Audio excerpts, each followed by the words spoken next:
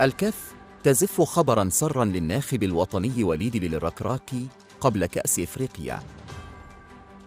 عصام الشرعي مدرب المنتخب المغربي للأولمبياد يسعى إلى الاستعانة بعميد الأسود في أولمبياد باريس 2024. والآن إلى التفاصيل. ولكن قبل أن نبدأ، لا تنسوا الاشتراك في القناة وتفعيل زر الجرس ولايك للفيديو لتتوصلوا بجديدنا دائماً، وشكراً لكم.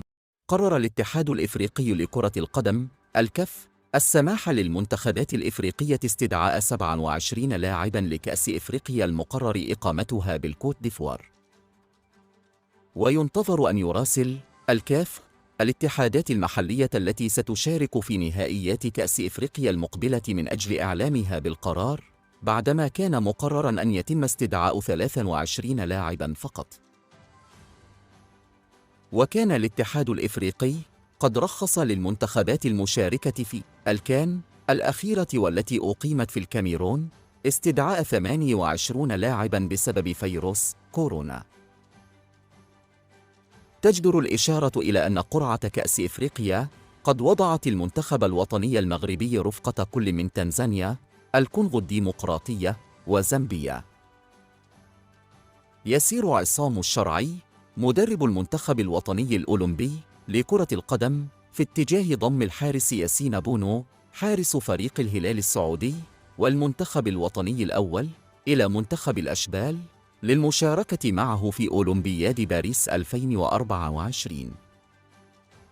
وكشف موقع العربي الجديد أن عصام الشرعي اقتنع بضرورة ضم حارس الهلال السعودي ياسين بونو إلى صفوف الأولمبي المغربي خلال فترة الألعاب الأولمبية في باريس.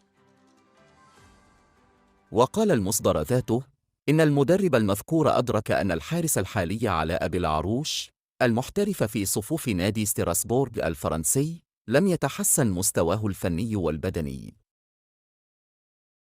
وقال المصدر ذاته إنه رغم أن مدرب الأولمبي المغربي الحالي يملك حراساً آخرين مثل اليسمكو المحترف مع نادي ستاندرد لييج البلجيكي، ووليد حسبي حارس مرمى نادي ستراسبورغ الفرنسي، ورشيد غنيمي من الفتح الرياضي المغربي، إلا أنه يعول كثيراً على ضم ياسين بونو.